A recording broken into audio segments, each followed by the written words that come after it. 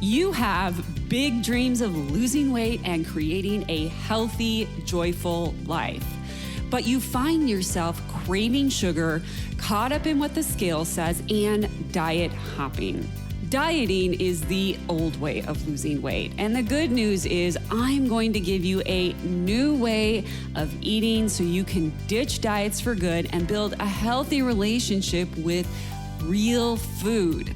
My name is Megan Olson, certified nutrition practitioner, creator of Skinny Fitalicious, and your host of the Dish on Diets show.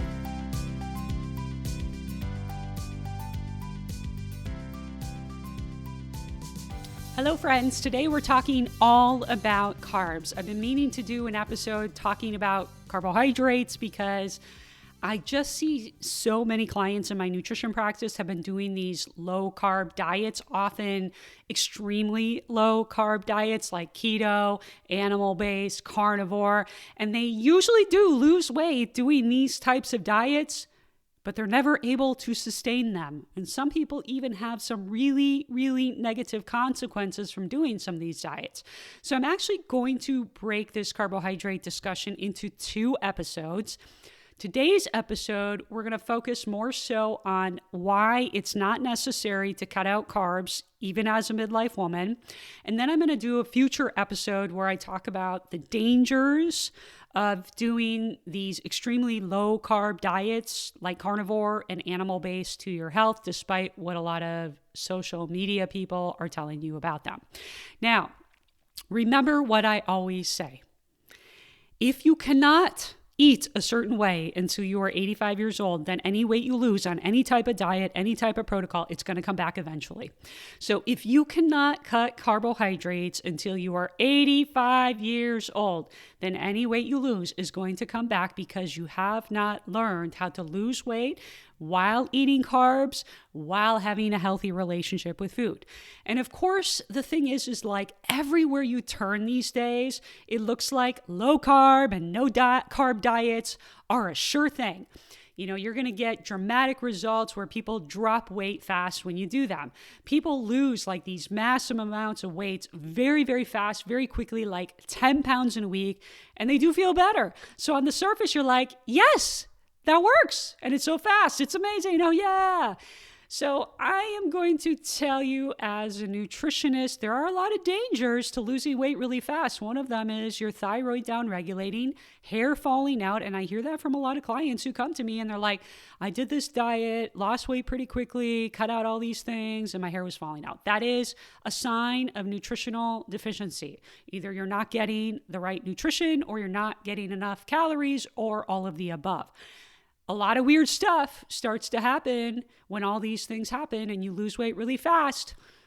Gut problems start to happen, constipation, bloating. Sometimes we have some food sensitivity stuff that starts to happen. Sometimes people lose their menstrual cycles because they're not fueling their body properly. There are some serious, serious consequences to losing weight fast. It's not a good thing. I don't know why people praise this, but it is absolutely dangerous. There are dangers and nobody talks about it. So yeah, it's great. It works really fast. But I will tell you that definitively what is documented in research studies, randomized control trials, is that you can absolutely do a high carb diet or a low carb diet and lose weight on either one. Doesn't make a difference. As long as calories are controlled, you will lose weight. Now, I will say it's not always as simple as calories in, calories out. It's not a perfect math equation. A lot of stuff can impact that. And also the composition of the calories matters, right? How many whole foods you're eating matters versus processed foods, and how many protein, fats, and carbs are you eating, which we're going to get into in a little bit. But it is truly, completely unnecessary for anyone to cut out complex carbs to lose weight.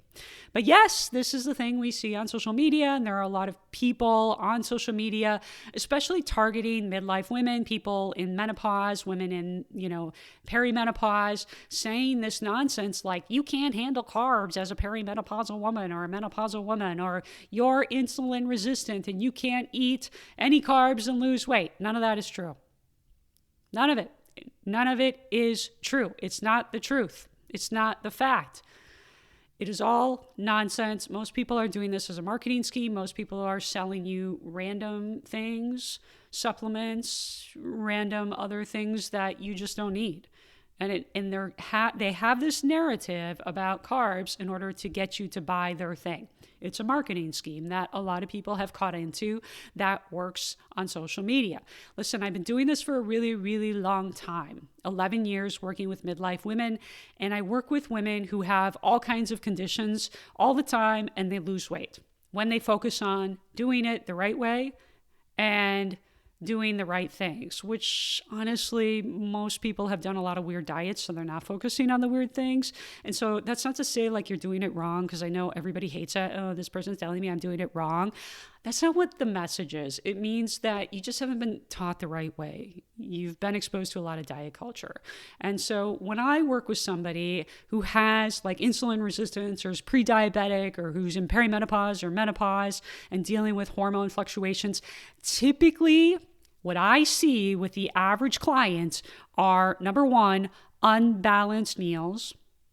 Number two, they're under-muscled. Number three, steps are too low. They're too sedentary, sitting all the time and not watching. Number four, calories on average over time.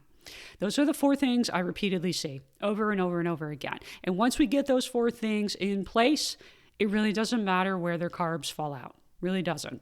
But you can absolutely lose weight with the right type of carbohydrates and rebalancing your meals and focusing on the right things that will really make a significant difference in your body composition, your metabolic health, and how you're feeling and your pant size versus just chasing scale numbers and trying to lose weight as fast as you can. And remember, losing weight as fast as you can does come at a cost to your health. Losing weight is about getting healthier. We forget that. We're just so focused on making our bodies smaller because we are desperate to feel better as quickly as possible that we don't care about that. We're like, I'm going to do anything. I don't care if it's detrimental to my health. We need to focus more on health. We have to stop doing the crazy stuff. And I do think a lot of people think, oh, well, this low carb diet works because you lose scale weight very fast on these diets. Except here's the problem. You're not losing body fat. Isn't the point of losing weight to lose body fat? And the other thing is the scale weight comes back because it's unsustainable. Excess body fat has to be the focus for midlife women who are losing muscle mass as they age and typically not eating enough lean protein. You can no longer, as a midlife woman, chase scale weights. And this is one of the things that I'm not going to say everyone does wrong because nobody likes to hear that, but it is what everybody is not focusing on the right way. You're focusing on the scale way too much and not realizing that your body composition is what you really, really, really need to focus on. So let's consider an example. And I want you to think and tell me which person is healthier with this two scenarios I'm going to give you. So person one lost a total of 10 pounds on the scale. And of the 10 pounds, 8 pounds was muscle that they lost and 2 pounds was fat that they lost. Person two gained 5 pounds on the scale. And of the 5 pounds that they gained, 10 pounds of muscle was gained and 5 pounds of fat was lost. Okay, so they gained 10 pounds of muscle, lost 5 pounds of fat, which means 5 pounds was gained on the scale. Which of these two people do you think is healthier? Which of these two people is more metabolically fit, and which person is going to look leaner in their clothes, fit into a smaller pant size, and just feel better overall?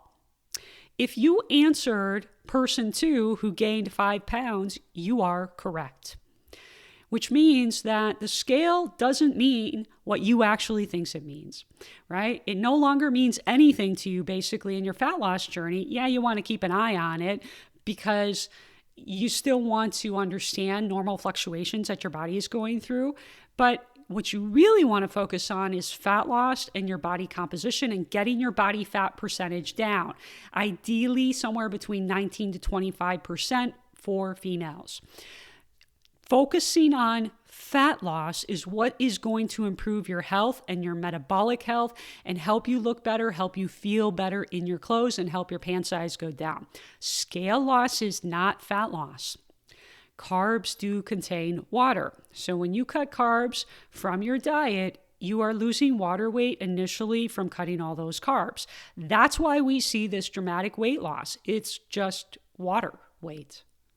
Is your goal to lose water weight, or is your goal to lose body fat? You know, the hard part about fat loss is that the scale, it does take time to start going down for those women who are lacking muscle. If you have very little muscle and a high body fat percentage right now, it's going to take some time for the scale to actually do what you think it should be doing, which is why it's really important to make sure you're taking measurements, because it's going to measure body fat better than the scale. And the body fat composition scales that a lot of people take into their home, they're not very accurate. So I don't recommend those. But the thing is when you begin eating more protein and doing some strength training, you will begin to build some muscle. And that muscle is going to weigh something. And the scale may not move, or it actually may begin to increase. This is healthy, and that is normal. And it goes against everything you've ever thought about dieting and losing weight, which means you have to change how you go about this. You have to change how you think. And that's typically when I see a client, why they are stuck. Not really understanding and not really going about this in a way that is targeting fat loss, okay? So 1 pound of muscle equals 1 pound of fat. I know I've said that before on here, but I'm going to remind you again and again and again. 1 pound of muscle takes up less space in your body than 1 pound of fat. So that means the scale could be going up, like in the example I shared, if you have very little muscle on your frame right now. So if you are a woman over 35 that's under muscled, your scale weight, it may stay exactly the same for a while or go up a little bit despite you doing all the right things. But ideally, your measurements should be going down and your clothes should be starting to fit better. That is the goal, and that is what you should be measuring for progress. If those things are happening, you're losing body fat. You're golden. The scale is going to do whatever it's going to do. I literally have to say that to every client like 5 million times. And a lot of women, I will say, struggle comprehending this because of just all the diet culture that, you know, we've all been exposed to throughout our lives, and just the overall lack of education for women around taking care of our bodies and being a healthy body fat percentage. You know, I was just thinking about this the other day when I was doing my annual wellness visit with my doctor, how unfortunate it is that there is not any general education for women on healthy aging and the importance of protein and retaining muscle and strength as they age. These building blocks of our health are severely underrepresented for healthy aging. And my mom, who's 70, she was literally just telling me over the holidays how her doctor said her bones are so fragile as she ages and she's got to be super careful to not fall. And I asked my mom, like, did your doctor ever talk to you about strength training and getting adequate protein? And she was like, no. I mean, it's so unfortunate that these like easy things are just not being taught to women. These things are preventable. Osteopenia, osteoporosis, these are preventable things. And there's just a massive gap in educating women around healthy aging and being a healthy body fat percentage. But in any case, you know, the people you see who lost a lot of weight quickly on these low carb diets are losing muscle. You don't want to be losing muscle as a midlife woman. That's the last thing you can afford to lose. Muscle is the engine behind your metabolism. It's the most expensive tissue for your body to keep around, metabolically speaking, because it burns a lot of calories. Fat doesn't do that. So when you cut out an entire food group like carbs or slash carbs, or your calories really low, you are losing water and muscle. Initially, that's all you're losing. You are not actually losing body fat. That initial dopamine hit you get from seeing 10 pounds down on the scale, it's so deceiving because it's not 10 pounds of fat. So when I have clients who begin working with me who've done these really low carb diets, they will tell me, Megan, I did it, I lost weight, but eventually I began eating carbs again and I gained the weight back and I feel like a big fat failure. What's wrong with me? I was hungry all the time and I kept overeating carbs. If I could just stay away from carbs, I could lose weight. But when I actually dive in deeper with these clients, with what's going on here, there's several things that most people just don't realize that are the real problem. And the real problem really is not the carbs. Again, because we are just not educating people really well on these things from a public health standpoint. So that's a whole nother animal on its own, though. So let's first, in terms of carbs, let's first discuss what foods are actually carbohydrates. If you were to ask somebody on the street, what's a carb? They're generally going to say things like bread, oatmeal, pizza, chips, crackers, granola, ice cream, candy bars, cookies, right? But here's the thing. Not all those foods are carbohydrates, right? Pizza, ice cream, chips, candy bars, cookies, granola, and even some crackers are mostly fat sources, which means most of the calories are actually coming from fat, not from carbohydrates. If you actually read the back of food labels and do the math of how many calories come from fat versus carbs, you are going to find out that most snack foods and convenience foods, most calories are coming from fat. So here's problem number one. A lot of people misunderstand what is a carb and miscategorize carbs and do not realize that these foods are not really classified as carbohydrates. They have carbs in them, some carbs, but most of the calories are actually coming from fat calories. And if you do the math, you're going to be really surprised. So typically when somebody goes on a low carb diet, what they do is they cut out all of these foods: pizza, ice cream, chips, candy bars, granola, crackers.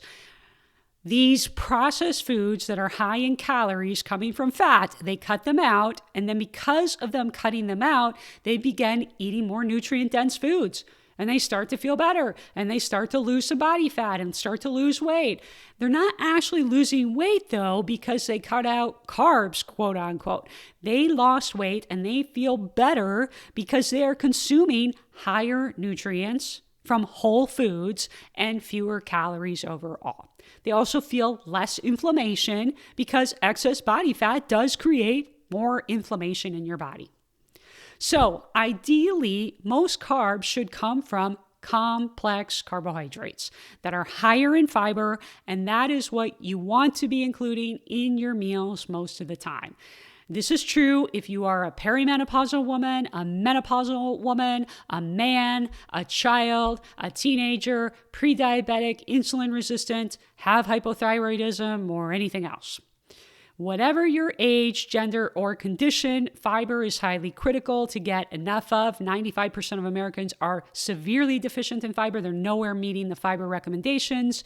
And fiber is literally an important nutrient. I think it's highly overlooked by most nutritionists. And fiber has been shown time and again to help with weight management, increase fullness, stabilize blood sugar, reduce your risk for developing diseases like cancer, cardiovascular disease, and diabetes. Fiber is also incredibly important for your gut microbiome, helping your liver detox, assisting with healthy bowel movements, and managing blood cholesterol levels. The only people that really should be managing fiber and really watching that are people who have IBS or other types of conditions like Crohn's. Those type of gut issues that people typically struggle with, these are where we have to be careful with fiber. It can be a little bit tricky, but yes, typically we have to do some other things to work around those issues. But other than that, any other person should be hitting their fiber. And like I said, 95% of Americans are deficient, not meeting fiber recommendations. That is a big problem, and that is why we are really struggling from a health perspective and an obesity perspective, because fiber is not a nutrient that we are getting in most processed foods. Do not include it. So most of the carbs that we should be eating most of the time, not perfect, not all the time, most of the time we should be looking for higher fiber carbohydrates.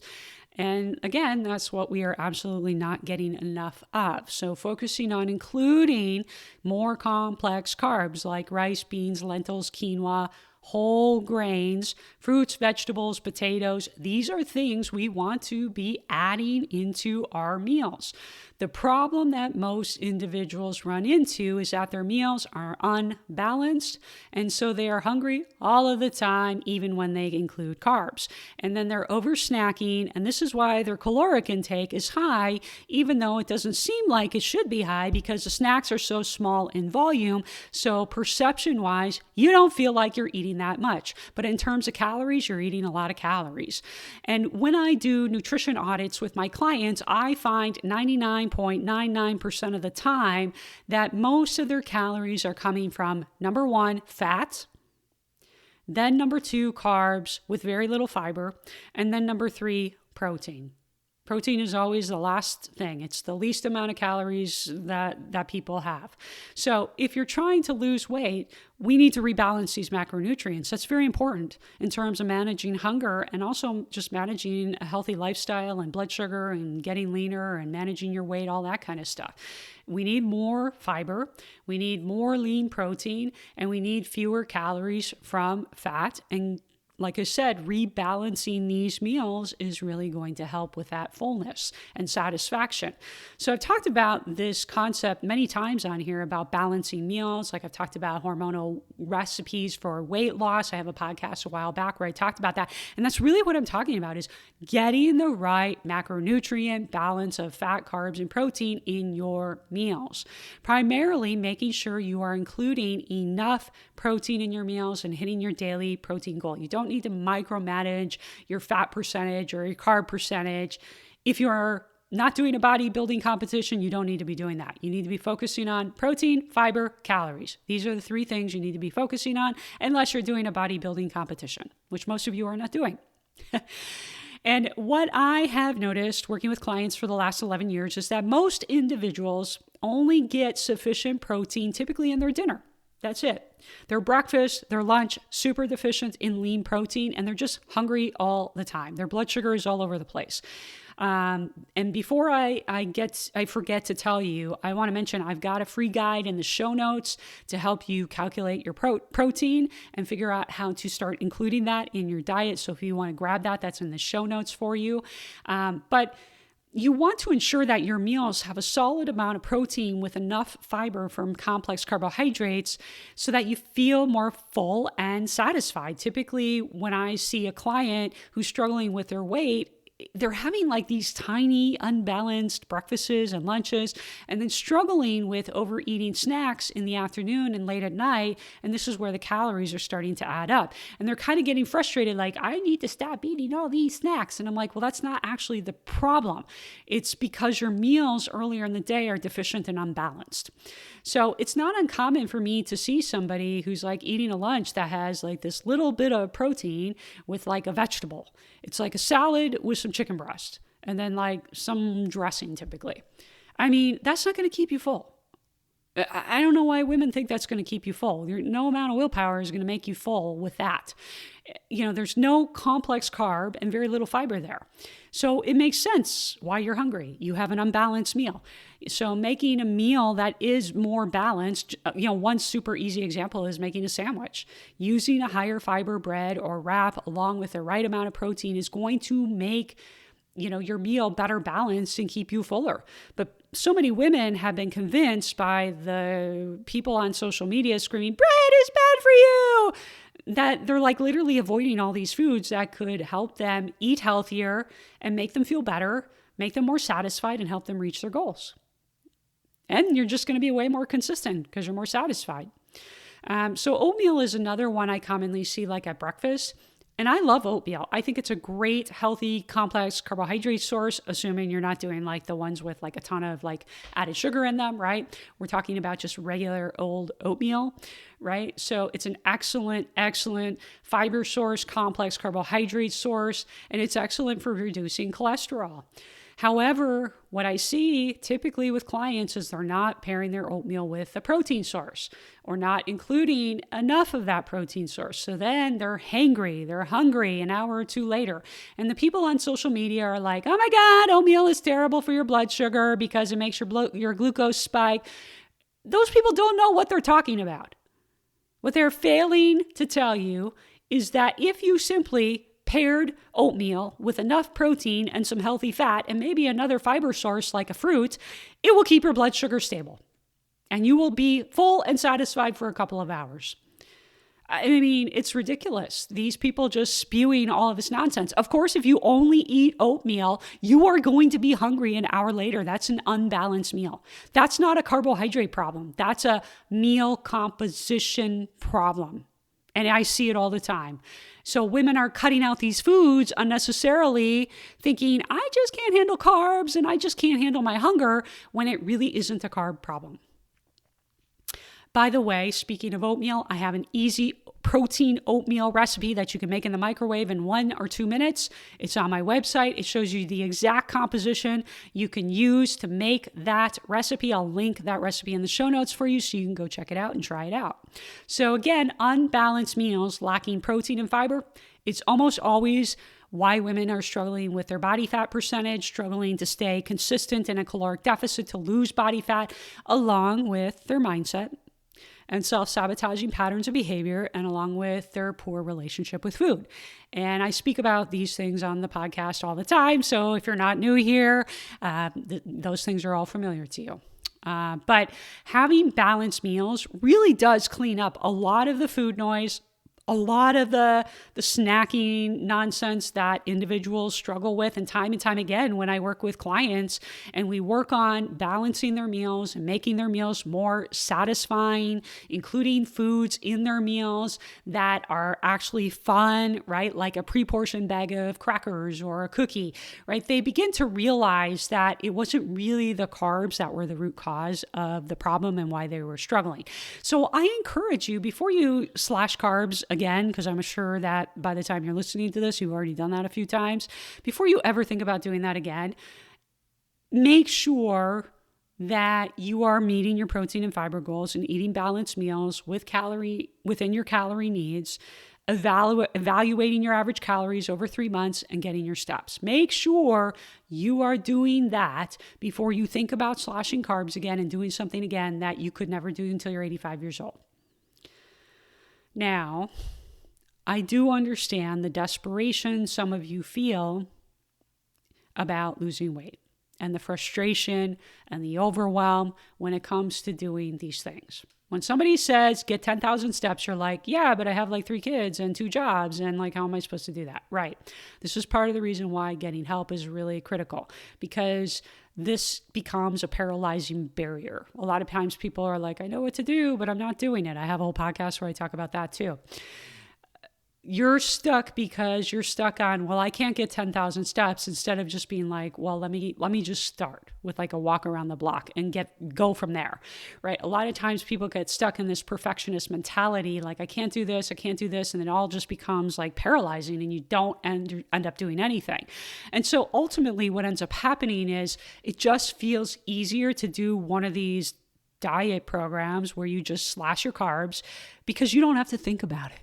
It's too overwhelming for you to have to think about it with your busy, crazy life. I mean, we live busy, crazy lives, and I wouldn't say our lifestyles are all that healthy these days. But it does feel overwhelming, and sometimes it just feels, oh, I'm just going to do this low-carb diet because it's so easy. I don't have to think about anything. I just, eat this way, and I don't have to think about, my meal composition because that's way too hard. It just feels easier. Except that's a false perception that you have, because while it temporarily feels easier, the thing that's going to happen down the road is that the weight's going to return. And you're not going to be able to sustain that way of eating. And then you're going to feel terrible all over again and feel like a failure. That is harder than you stopping and taking some time to figure out your meal composition and how to work some of these things into your busy, crazy life. That feeling of not being at peace, that feeling of dread, that feeling of deprivation that you've been living in, that feeling of constantly being in the diet mentality and fearing the scale, fearing weight gain, not liking your body, that is worse. 1,000% worse down the road than just taking the time up front to learn.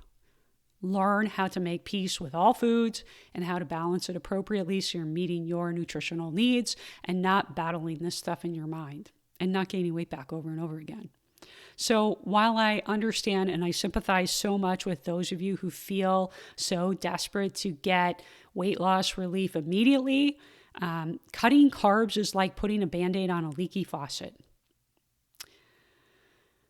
It's the weight is going to come back, and it's not easy to look objectively at your entire lifestyle and readjust certain aspects of your lifestyle and rebalance your meals and work on building muscle and work on getting some steps.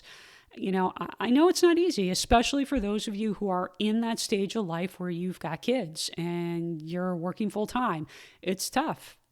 But like I said, if you work on little by little, you're going to be so much further off than if you do a crash diet where you cut out all your carbs because you want the dopamine hit to see the scale go down as fast as possible. It's going to be worth it in the long run for you to put the time, whatever time it takes, up front. And I tell clients this, if it takes you 2 or 3 years to lay the foundation before you ever lose weight, I don't care. That is going to be time well spent, because the rest of your life, once you figure this stuff out, the rest of your life, you won't have to deal with it. You'll just know this is what works. This is how I put my meals together. And you will no longer be battling food. That is worth it.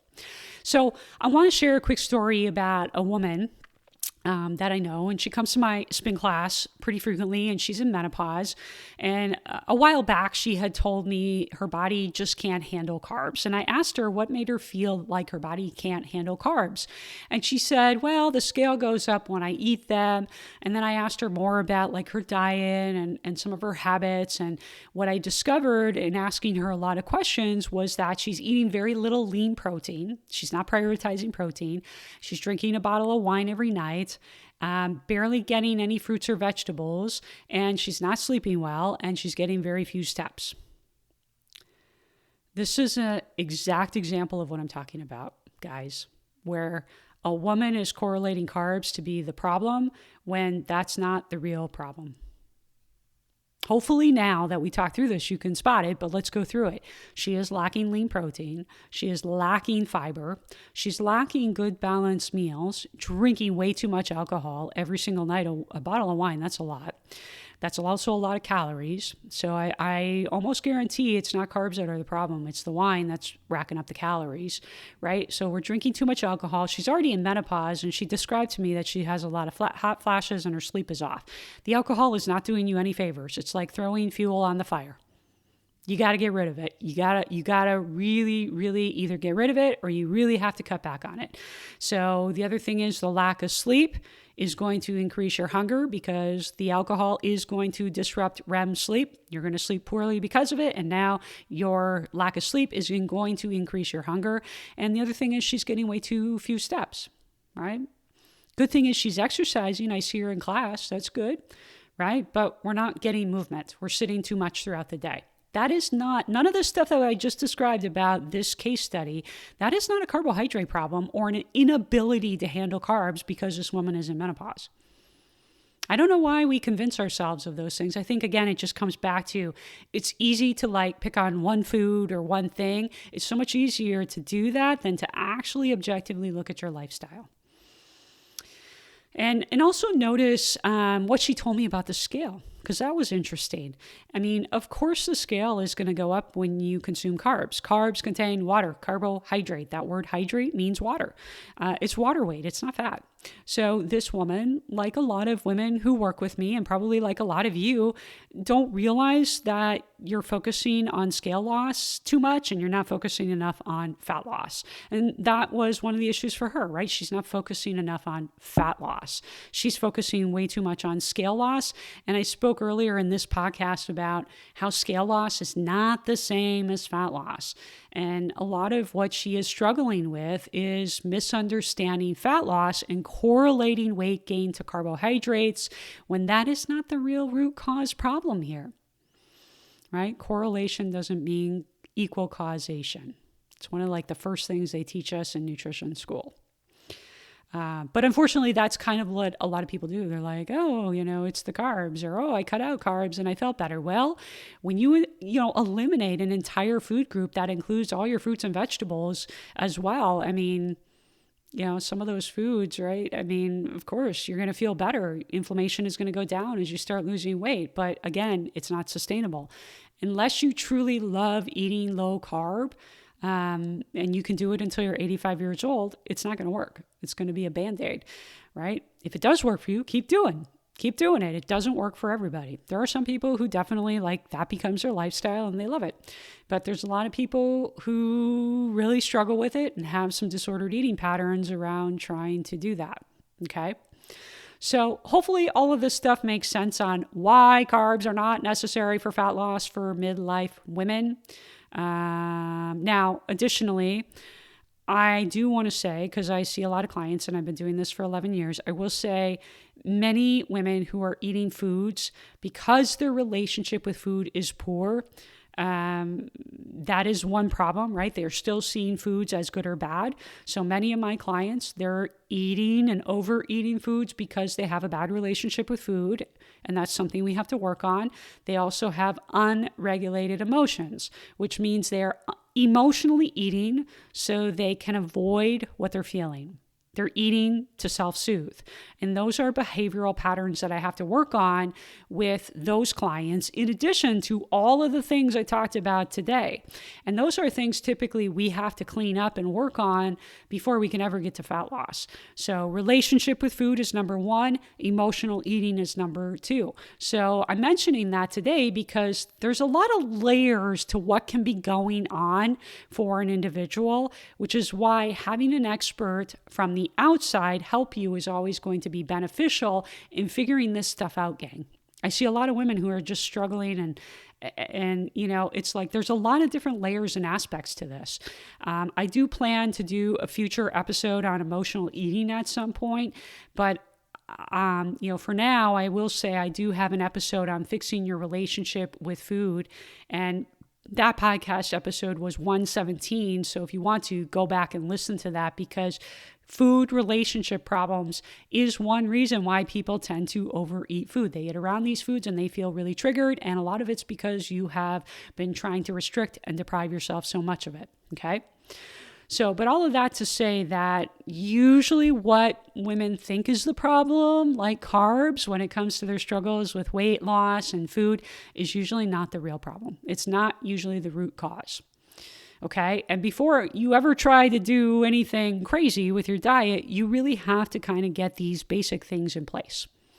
So anyways, I hope that helps clarify things on carbohydrates. I hope that this is all good news. You can handle carbs even as a midlife woman and you can still lose body fat.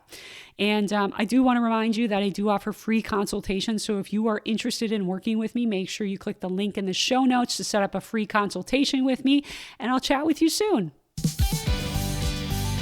Hey, if you enjoyed this podcast, you have to come check out my free weight loss class. It's the 5 steps to lasting weight loss, how hormones impact weight loss, and the truth about lasting weight loss without relying on willpower, workouts, or deprivation.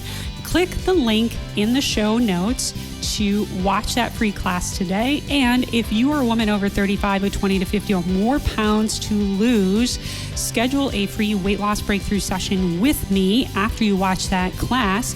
And let's talk about your 20 to 50 or more pound weight loss plan.